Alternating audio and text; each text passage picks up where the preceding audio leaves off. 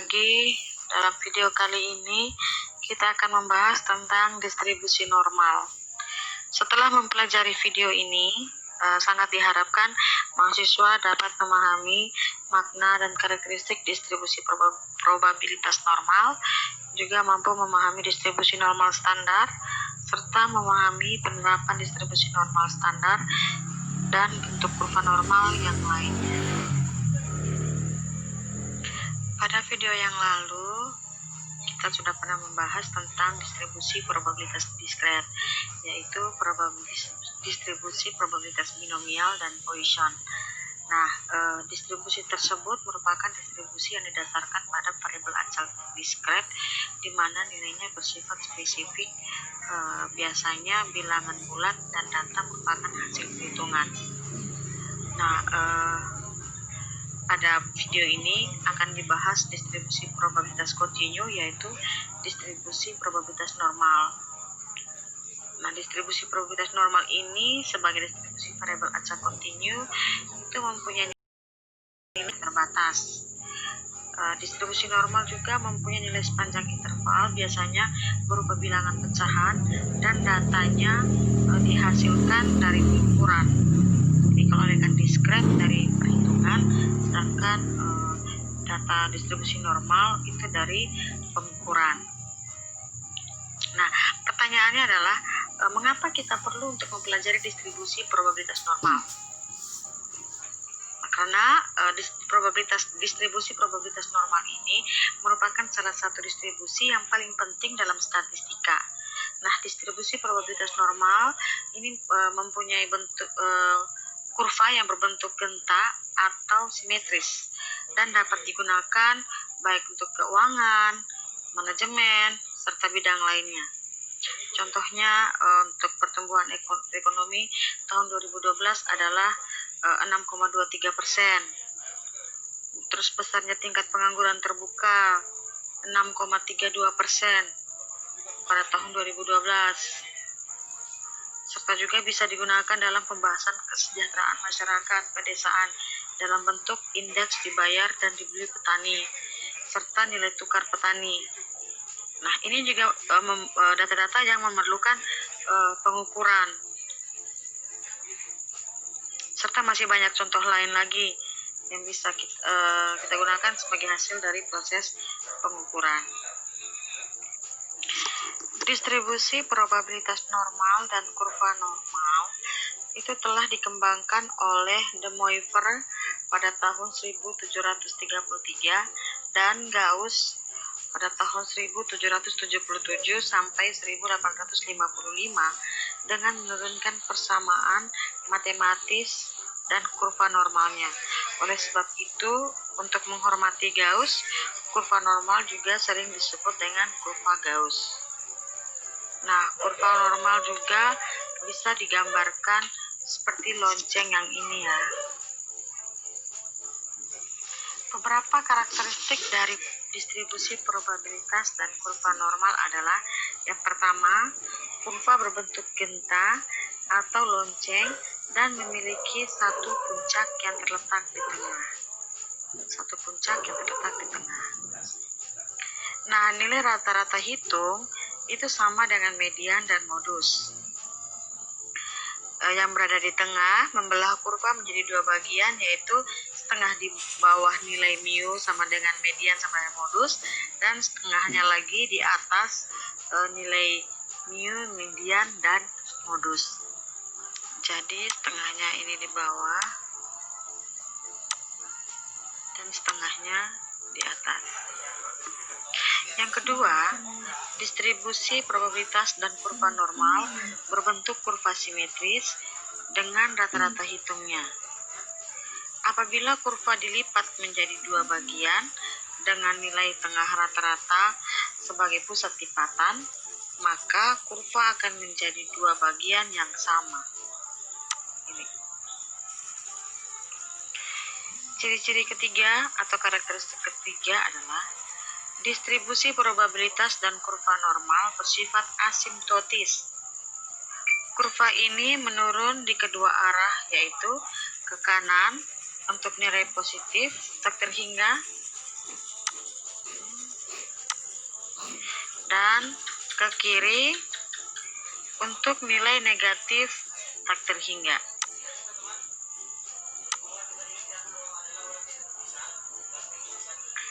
Dengan demikian, ekor kedua kurva tidak pernah menyentuh 0, hanya mendekati nilai 0. Karakteristik keempat, modusnya pada sumbu mendatar mempunyai fungsi mencapai puncaknya atau maksimum pada X sama dengan mu atau X sama dengan rata-rata.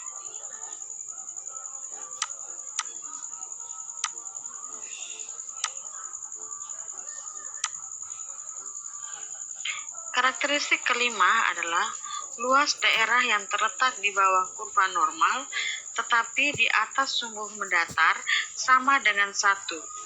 Nah, luas daerah tersebut terdiri dari setengah di sebelah kiri dan setengah di sebelah kanan nilai tengah. Jadi 1 kalau dibagi 2 itu 0,5 sebelahnya dan sebelahnya lagi 0,5.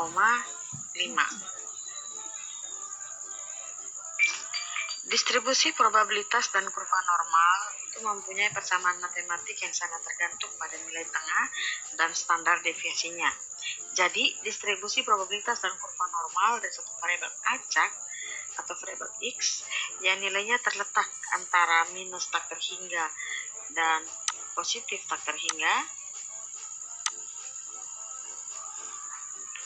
itu dinyatakan dengan lambang X, N, atau yang ini yang teman-teman lihat. Dan dibaca nilai variabel acak terdistribusi secara normal dengan nilai tengah dan standar deviasi. Jadi ini X terdistribusi normal dengan nilai rata-rata dan standar deviasi.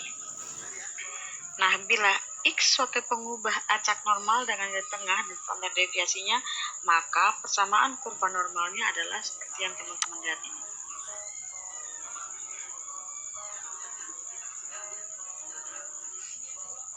Di mana pi-nya sama dengan ini ya, di mana pi-nya sama dengan 3,14159 dan bilangan konstannya adalah 2,71828.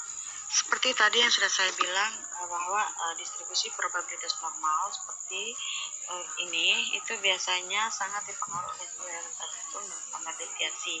Nah, maka distribusi probabilitas normal juga tidak hanya satu jenis, jadi ada beberapa jenis. Yang pertama, distribusi probabilitas dan kurva normal dengan nilai tengah atau rata-ratanya sama dan standar deviasi berbeda. Nah, bentuk distribusi probabilitas dan kurva normal dengan nilai tengah sama dan standar deviasi yang berbeda ini sudah kita pelajari pada video yang kita membahas tentang keuncingan. Jadi, teman-teman harus ingat ada beberapa bentuk yang sudah kita pelajari, yaitu leptokurtik, platikurtik, dan mesokurtik. Nah, kurva normal demikian ini mempunyai mean, median, modus yang sama, namun mempunyai standar deviasi yang berbeda. Semakin besar standar deviasi, maka kurva semakin pendek, dan semakin tinggi standar deviasi, maka semakin runcing. Jadi oleh sebab itu, standar deviasi tinggi cenderung menjadi platikurtik, dan standar deviasi yang rendah menjadi leptokurtik. Nah, nilai standar deviasi yang tinggi ini menunjukkan bahwa nilai data semakin menyebar dari nilai tengahnya. Sebaliknya, apabila standar deviasinya rendah, maka nilai itu semakin mengelompok pada nilai tengahnya, sehingga parameter nilai tengah menjadi indikator yang baik bagi ukuran populasi. Jadi ini contoh gambarnya buat teman-teman lihat kembali. Jenis yang kedua adalah distribusi probabilitas dan kurva normal dengan rata-rata yang berbeda dan standar deviasi yang sama. Ini rata-ratanya berbeda, tapi standar deviasinya sama. Nah, bentuk distribusi probabilitas dan kurva normal dengan rata-rata yang berbeda dan standar deviasi yang sama itu mempunyai jarak antara kurva yang berbeda.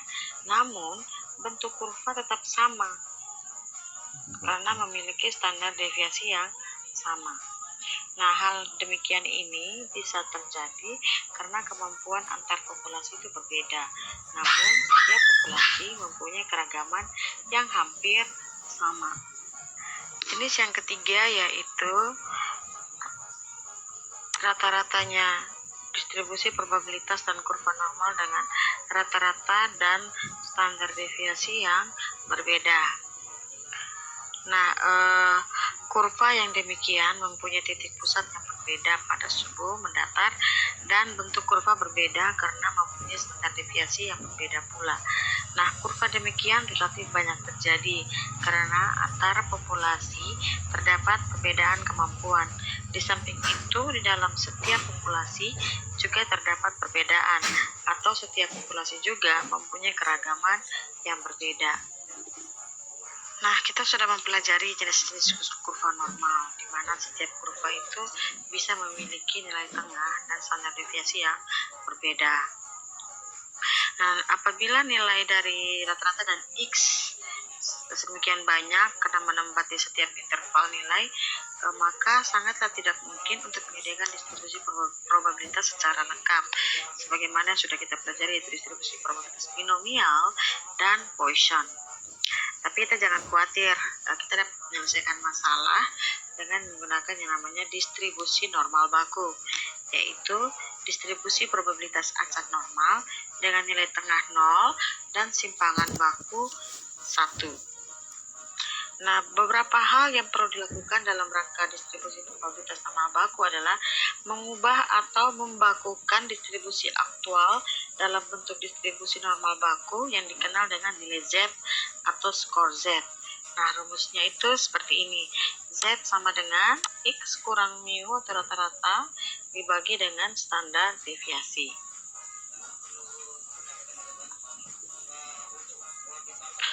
Nah, bila nilai X berada di antara X1 dan X2 atau bila nilai dari suatu pengamatan atau pengukuran berada di antara X1 dan X2, maka variabel acak Z atau nilai skor Z akan berada di antara nilai Z1 dan Z2. Nah, karena semua nilai X1 dan X2 ini mempunyai padanan Z1 dan Z2, jadi luas yang menggambarkan nilai probabilitas di bawah kurva X antara X1 dan X2 itu sama dengan luas daerah di bawah kurva Z antara Z sama dengan Z1 dan Z sama dengan Z2.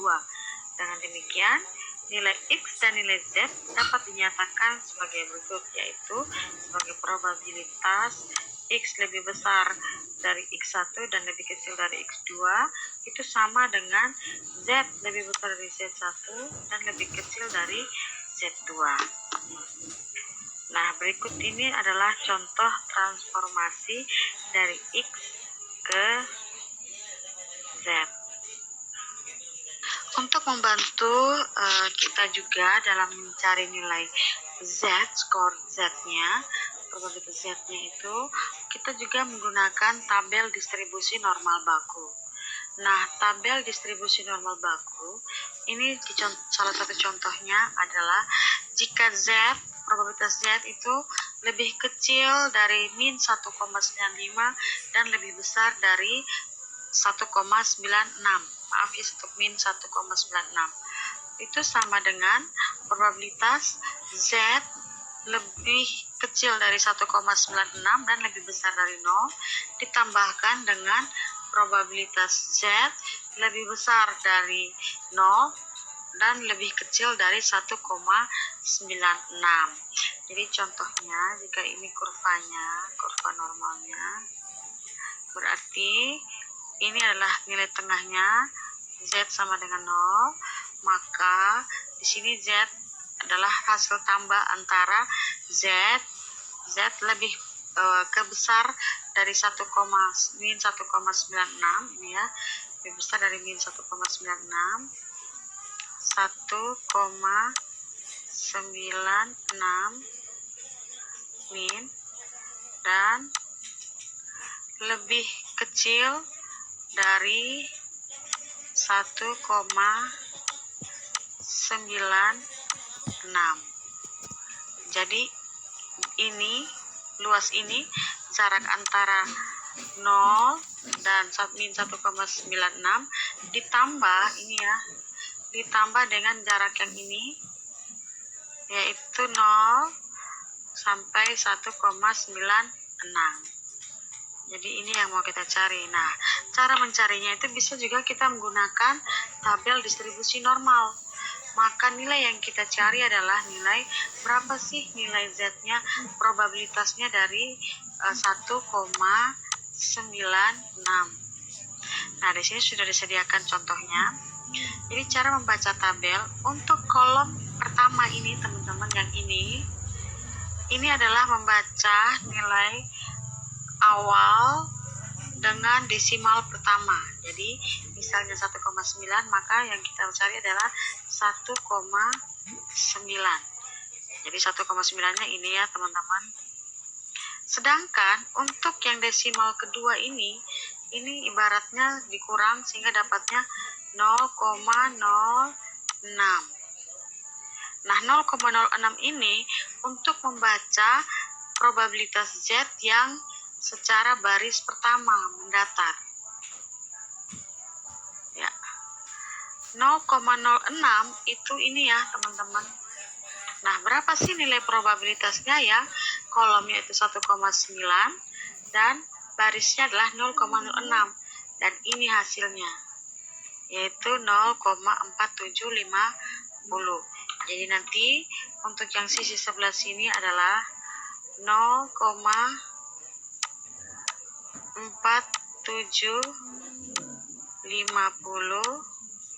ditambah dengan sisi sebelah kanannya, yaitu 0,4750. Nah, kenapa saya tidak hitung lagi yang untuk yang ini? Karena nilainya sama, 1,96. Jadi teman-teman jangan terkecoh dengan nilai minusnya. Jadi waktu mau mencari probabilitasnya, jadi nilai minusnya tidak dianggap. Itu intinya mengatakan bahwa min 1,96 itu adalah nilai yang kecil, lebih kecil dari nilai Z-nya. Gitu. Jadi kalau aneka nilainya di sini minus 1,96, tetap yang kita cari adalah Z 1,9. Jadi ini contoh gambarnya biar teman-teman lebih paham. Nah, kalau yang di sini terlalu berantakan. Jadi misalnya kolom pertama adalah 1,96. Jadi nilai probabilitasnya adalah 0,4750. Terus yang sisi berikutnya lagi sama 0,4750.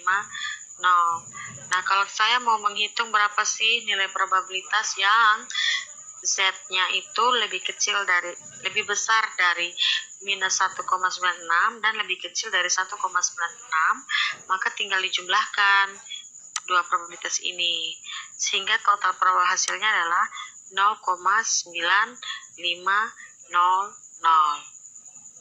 Sedangkan yang teman-teman lihat ini adalah 0,0250 itu adalah sisanya. Jadi seperti kita ketahui, satu kurva normal simetris ini dibagi menjadi dua ya, sisi sebelah kiri dan sisi sebelah kanan. Setiap sisi itu ini totalnya 1 dibagi dua, jadi sisi kiri 0,5, sisi kanan juga 0,5. Jadi 0,5 dikurangi dengan 0,4750, maka sisanya adalah 0,0250. Jadi ini yang berada dari luar kurva normal, data normal yang ini ya.